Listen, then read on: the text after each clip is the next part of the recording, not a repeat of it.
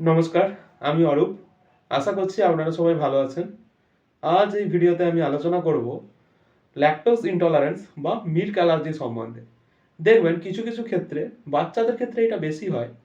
তারা দুধ খাওয়ার পরেই সেটা বমি করে তুলে দেয় বা তাদের লুজ মোশনের মতো সমস্যা, পেটের যন্ত্রণা এইগুলো দেখা যায়। এটা বড়দের ক্ষেত্রেও হতে পারে। এই সমস্যাটার জন্য পার্টিকুলার হোমিওপ্যাথিক ঔষধ আছে, যার মাধ্যমে এটা পুরোপুরি ঠিক করা যায়।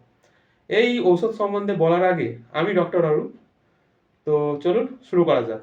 আর যদি আমার ভিডিওটি আপনাদের ভালো লাগে, লাইক, কমেন্ট, শেয়ার ও সাবস্ক্রাইব করতে ভুলবেন না। তো এই ওষুধটি হলো অ্যাথুজা সাইনোভিয়াম। এই অ্যাথুজা সাইনোভিয়াম আপনারা কখন ইউজ করবেন? যখন দেখবেন বাচ্চারা দুধ খাওয়ার পরেই সেটা বমি করে তুলে দিচ্ছে এবং তাদের লুজ মোশন হচ্ছে, পেটের যন্ত্রণা হচ্ছে, এবং যে পায়খানা যেটা করবে সেটা সাদা বর্ণের হবে, কিছুটা সাদা বর্ণের, যাতে মিউকাস থাকতে পারে।